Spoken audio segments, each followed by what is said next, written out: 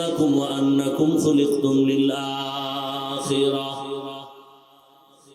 রহমতের নবী বলেন, হে উম্মত, দুনিয়াটা তোমাদের জন্য আল্লাহ বানাইছেন, তোমাদের আল্লাহর গোলামির জন্য বানাইছেন। দুনিয়া আপনার আমার গোলাম, আপনি আমি আল্লাহর গোলাম।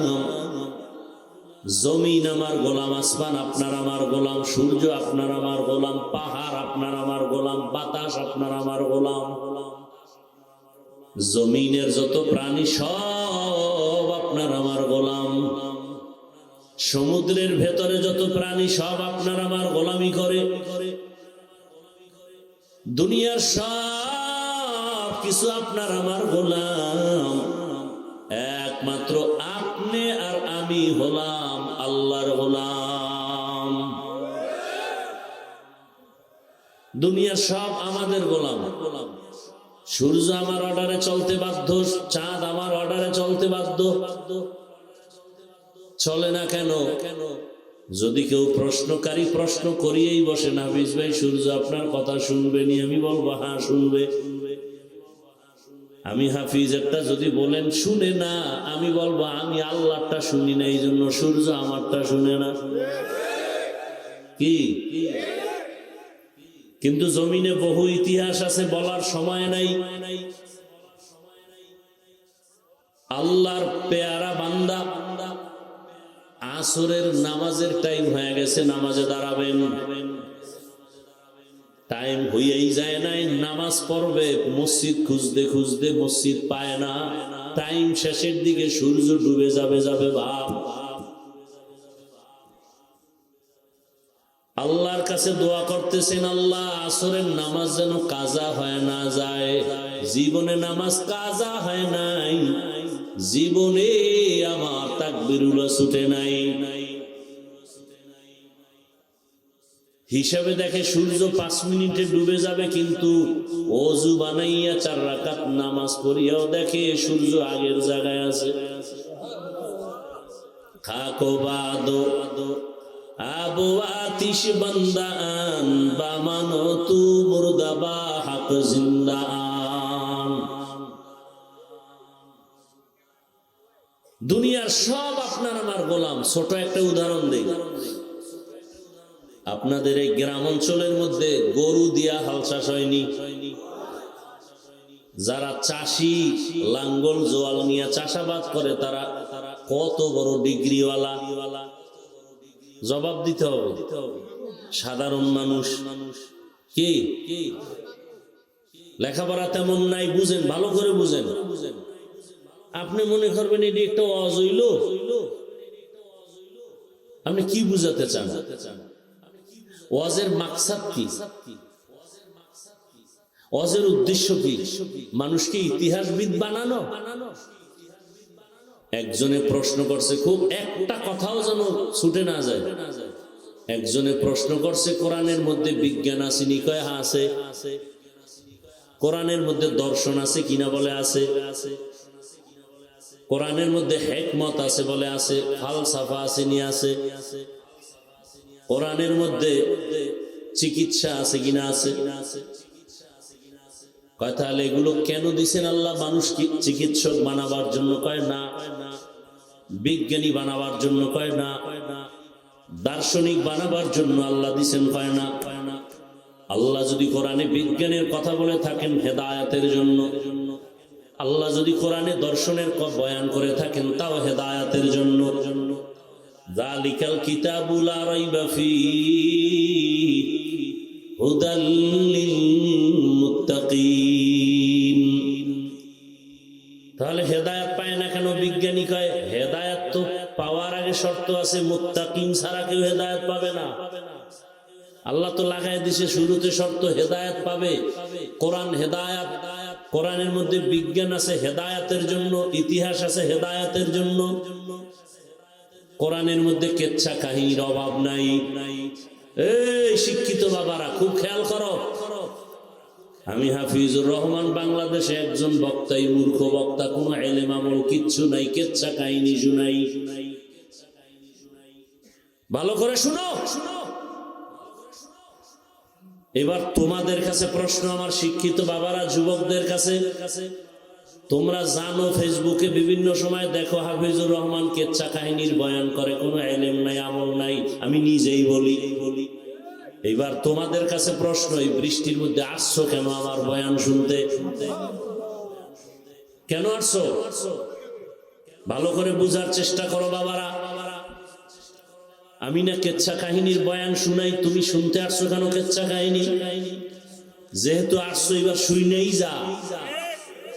পৃথিবীতে শ্রেষ্ঠ কেচ্ছা কাহিনীর কিতাবের নাম কোরআন লেখা রাখ। একটা কথার চ্যালেঞ্জে যদি কেউ দাঁড়াবার সাহস থাকে, দাঁড়া। পৃথিবীর মধ্যে শ্রেষ্ঠ কেচ্ছা কাহিনীর কিতাবের নাম কোরআন।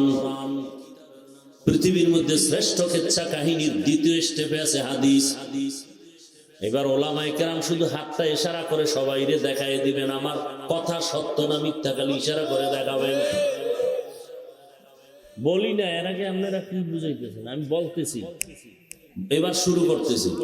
ওলামায়ে কেরাম সাক্ষী দেন, এই জাতি জেনে যাক।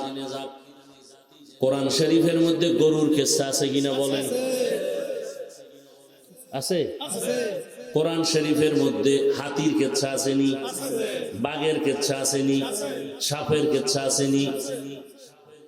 তো জাহেলরা কি বলে? মশার কিসসা আসেনি? কোরআনের মধ্যে মাছির কিসসা আসেনি? কি বলে? আসলে ওদের অন্তর খারাপ, ওদের উদ্দেশ্য খারাপ। তুমি বইয়ে বইয়ে চিন্তা করো হাফিজুর রহমানের ভুল কয়টা? তোমার এই চিন্তা করতে করতে 10 বছর শেষ, আর এই 10 বছরে তোমার পাশের মানুষগুলো আখেরাতের চিন্তা করিয়া বয়ান শুনিয়া দাড়ি উঠাইয়া নামাজ পড়িয়া মাওলার দিকে আগায় যাইতেছে, তোমার খবর নাই। আল্লাহ হেদায়েত দান করেন। দুনিয়া বড় কঠিন। আমি আয়াত পড়ছি সূরা আলে ইমরানের এক আয়াত, তরজমাটা বলে নেই। ইয়া আইয়ুহাল্লাযীনা আমানুত্তাকুল্লাহা হাক্কা তুকাতিহ। এই যে তাকওয়ার বয়ান শুরু হয়ে গেছে না, এখানে আল্লাহ তাই বলছেন। কোরআনের মধ্যে দর্শন আছে না নাই? শুধু দর্শন আছে তা না, ধৈর্য থাকলে আমি কথা বলি। পৃথিবীর সমস্ত বৈজ্ঞানিকরা যদি কোরআনটাকে অধ্যয়ন করা শুরু করে, সমস্ত বৈজ্ঞানিকরা বলতে বাধ্য হবে কোরআনের মতো বিজ্ঞানের কিতাব জমিনে আর একটাও নাই। দুনিয়ার সমস্ত দার্শনিকরা যদি চিন্তা করে আর গবেষণা করে, অধ্যয়ন করে কোরআন, একথা বলতে বাধ্য হবে কোরআনের মতো দর্শনের কিতাব জমিনে আর একটাও নাই। এত সুন্দর কিতাব কোরআন, ওজন কত? এই আল্লাহর বান্দারা, কোরআনের ওজন কত জানেননি? 250 গ্রাম হবে? বলেন তো, কোরআনের ওজন কি 250 গ্রাম হবে? এই যেটা আপনারা হাতে ধরেন, হ্যাঁ 250 গ্রামের ওজনের কোরআন 600 গ্রাম, কিন্তু হাকিকতে ওজন কত? লাউ আনজালনা হাযাল কুরআন আলা জাবালিন লারাআইতাহু খাশিআন মুতাসাদ্দিআন মিন খাশিয়াতিল্লাহ ওয়া তিলকাল আমসালু নদরিবুহা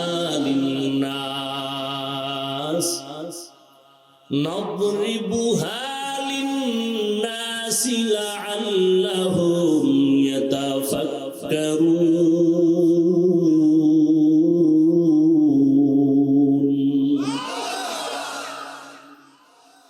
পাহাড় আল্লাহর কোরআনের ওজন নিতে পারে না, ব্যর্থ। জমিন বলে আমি পারবো না। দুনিয়ার সব ব্যর্থতা প্রকাশ করে দিল, দুর্বলতা প্রকাশ করে দিল। আল্লাহ তাআলা এই কোরআন মানুষের দিয়ে দিলেন, যাও ওজনটা নিয়ে তোমরা বহন করো। বুঝেন ভালো করে, 250 গ্রাম ওজনের কোরআনটা হাকিকতে ওজন কত ভালো করে বোঝার চেষ্টা করেন। আল্লাহ তাআলা এমন এক ব্যক্তির কাছে কোরআনটা অর্পণ করলেন, যেই ব্যক্তিটাকে আল্লাহ কঠিন ভাবে তৈরি করে নিয়ে গেলেন। আল্লাহু ইয়াজতাবি ইলাইহি মান ইউনিব ইলাইহি মান ইয়াশা। আল্লাহ তাআলা বলেন, আমি চয়ন করে নিলাম সমস্ত মাখলুকতের মধ্য থেকে। কেমন ভাবে তারে আমি তৈরি করেছি জানো? আসার আগেই তাকে এতিম বানায় দিলাম। 6 বছরে মা নিয়ে নিলাম, 8 বছরে দাদাও চলে গেল। তারে কেমন ভাবে তৈরি করতেছি দেখ। এগুলো কেন করেছি জানো? দুনিয়ার কোন বেঈমানের বাচ্চারা যেন বলতে না পারে মোহাম্মদ বাবার বাহাদুরি দেখায়, মোহাম্মদ মায়ের পাওয়ারে পাওয়ার দেখায়, মোহাম্মদ দাদার পাওয়ারে পাওয়ার দেখায়। বেঈমানেরা যেন বলতে না পারে। আর অন্যদিকে সবক মোহাম্মদও যেন গায়রুল্লাহর নির্ভরশীল না হয়। মোহাম্মদ যেন এক আল্লাহর উপরে ভরসা করে চলে। এজন্য বাবা চলে গেলেন, 6 বছরে মা, 8 বছরে দাদা চলে গেলেন। সেই নবীকে কত জ্ঞান দিয়ে আল্লাহ বানাইছেন। আম্মা জান আমেনা বলেন, দুনিয়ার মা বাচ্চা গর্ভে নিলে মাথা ব্যথা করে, পেট ব্যথা করে, অসুস্থ। আমি আমেনার এগুলো কিছুই হয় নাই। দুনিয়ার মা বাচ্চা প্রসবকালে কান্না করে, রক্ত যায়। আমি আমেনার কিছুই হয় নাই। দুনিয়ার গর্ভের বাচ্চাগুলো খতনা বিহীন আসে, আমার সন্তান মোহাম্মদ খতনা করা অবস্থায় আসছে। দুনিয়ার বাচ্চারা দুনিয়াতে এসে কান্না করে, আর আমার সন্তান মোহাম্মদ দুনিয়াতে এসে আল্লাহর প্রশংসা করেছে। কেমন মায়ার নবী! রহমতের নবীকে আল্লাহ এতটা আলাদা করে বানাইলেন যে রহমতের নবীর চেহারার দিকে একটা নজর দিলে 7 দিন পর্যন্ত কোনো ক্ষুধা লাগে না। সুবহানাল্লাহ। কেমন মায়ার নবী আমার, যারে 40 বছর পর্যন্ত তৈরি করলেন, কিতাব দেন না। 40 বছর পর, এই দীর্ঘ 40টা বছর রহমতের নবী বুঝা মাত্র মক্কার অদূরে হেরা পাহাড়ের গুহায় গিয়া আল্লাহর ধ্যানে সময় কাটাচ্ছেন। 40 বছর পেরিয়ে যাওয়ার পরে জিব্রাইলকে এই মাত্র কোরআন নিয়ে পাঠাইলেন, মাত্র কোরআন দেওয়ার সূচনা। হেরা গুহার মধ্যে গিয়া জিব্রাইল আমিন নবীকে দাঁড় করাইয়া সিনার সাথে সিনা লাগায়া মৃদু চাপ দিলেন আর বললেন, ইকরা, হে নবী আপনি পড়ুন। রহমতের নবী জবাব দিলেন, মা আনা বিকারিন, আমি পড়তে জানি না। এরকম কয় চাপ দিলেন। এমনকি নতুন করতেছি এই জীবনে শোনে না কেউ। হেরা গুহায় রসুলকে কয় চাপ দিছেন? এত ভিআইপি মন লইয়া বসলে কি আর ওয়াজ আর কলবে যাবে? রহমতের নবী প্রথম চাপে বললেন, আমি পড়তে জানি না। আবার হালকা চাপ দিলেন, একই জবাব। এইবার খুব জোরে চাপ দিলেন। আল্লাহ নিজে কোরআনে বলেন, লা তুহাররিক বিহি লিসানাকা লিতাআজালা বিহি ইন্না আলাইনা জামাহু ওয়া কুরআনা। নবী আপনি জিব্বা নারায় নারায় মুখস্থ করার কষ্ট করেন না, আমি এমনি সিনার মধ্যে কোরআন জমা করে দিব। নবীরে কষ্ট পাইতে নিষেধ করে, আর সেই নবীরে এমন জোরে চাপ দিছে। নবী বলেন 3 নাম্বার চাপটা যখন দিছে মনে হয় আমার মরণের কষ্ট শুরু হয়ে গেছে। বুখারীর বার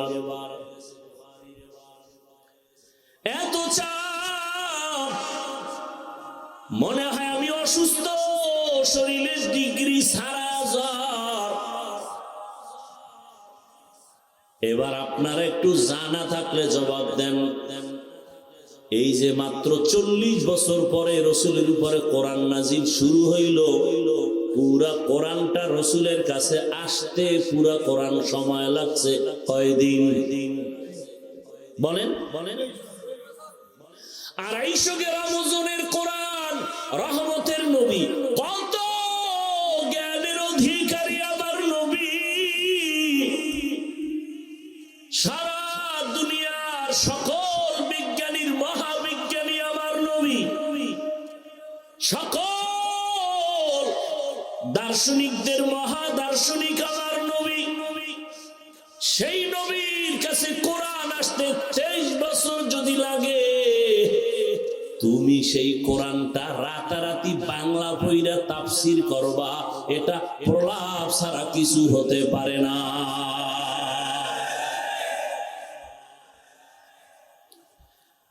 খোদার কসম, কেউ যদি কোরআনের কয়েকটা 29টা অক্ষর মাত্র বর্ণ, আরবি 29টা বর্ণ শিখতে চায় বিশুদ্ধ ভাবে, খোদার কসম একা একা জীবনে শিখতে পারবে না, কোনো ওস্তাদ না ধরা পর্যন্ত।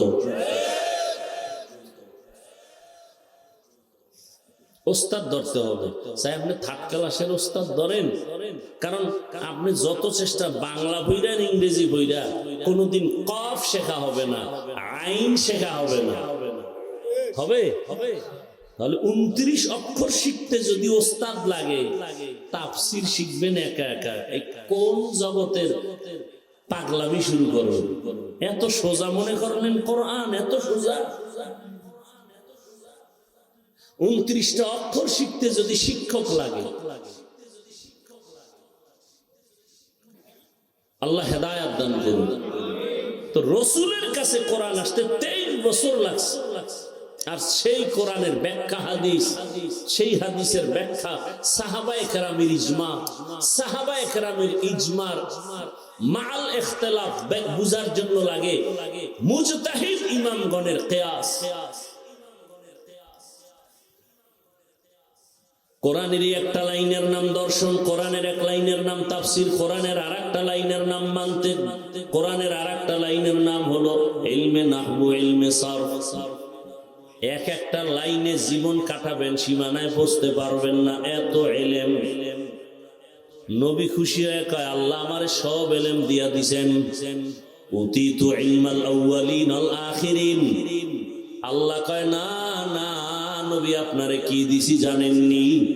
মা উতিতুম মিনাল ইলমি ইল্লা কালিলা, আমার ইলমের ভান্ডার থেকে সামান্য ইলম আমি আপনাকে দিয়েছি। নবীরে আল্লাহ কয় সামান্য দিয়েছি। তাহলে এবার বুঝেন তো কত ইলম আল্লাহর কাছে জমা। এবার আল্লাহ কয়, ইলম আমি আটকাইয়া রাখি না, দরজায় দরজা খোলা, যে চাইবে তারে দিব, আপনারও দিব। চাইতেই নবী কয় কেমনে চাবো?